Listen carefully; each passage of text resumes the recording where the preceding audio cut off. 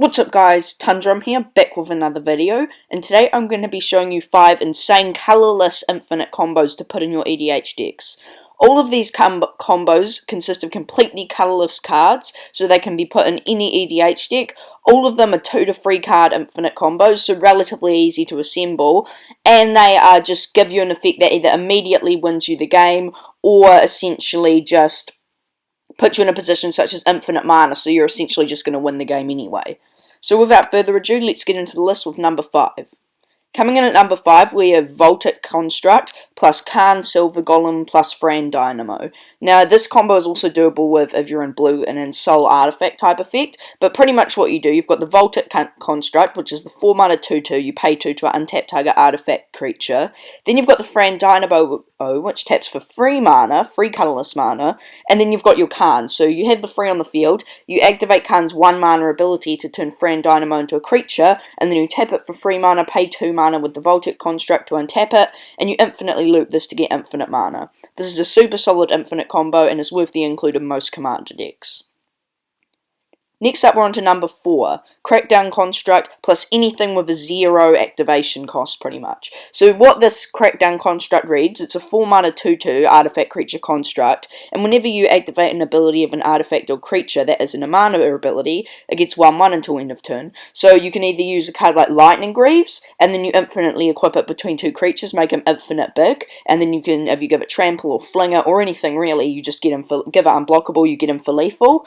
Shuko does the same thing as Lightning Greaves, and Basalt Monolith, also an unlikely card that actually does this, because you tap it for free, which doesn't trigger, but then you pay free from that free money you just tapped it from to untap it, so you're technically infinitely triggering the card by paying free, tap, unfree. So this is just a really easy 2-card combo, and it gets you, infinite power and toughness creature, super solid combo. Coming in at number 3, we have Rings of Brightonhearth plus Basalt Monolith. What Rings of Brightonhearth reads is it says whenever you use an activated ability, you may pay 2.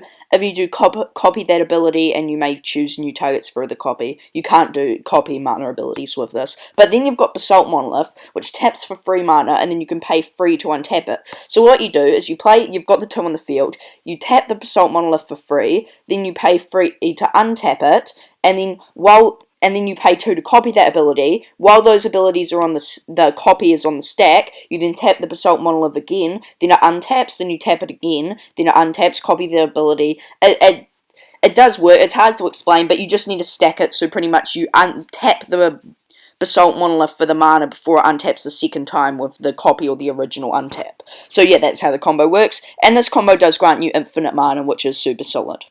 Coming in at number 2, we have Time Vault plus either a main fold key or a Voltic key. Now, I do believe Time Vault may be a very expensive card. I think it might be a couple $100. But this, if you have the card or are willing to make the investment, this is definitely worth it. Time Vault's a 2 mana artifact, and it says it enters the battlefield tapped, and it doesn't untap during your untap step. Then, if you would begin a turn while Time Vault's on the battlefield, you may skip that turn if you do untap Time Vault, and then you tap it to take an extra turn. So pretty much all you need is one of these 2 keys that pay 1 and tap to untap another target artifact, and then you untap the Time Vault, take an extra turn, then on that extra turn you untap it, and then you can infinitely loop extra turns, which just immediately wins you the game. Super solid card combo, and yeah, definitely worth the include if you can afford the Time Vault. Coming in at number 1, we have Painter's Servant plus Grindstone. Now this is a super solid infinite combo that infinitely mills your opponents. You can only do it 1 opponent at a time, but I think it's the most powerful infinite combo, because with a turn 1 Soul Ring, you can easily activate this combo on turn 2.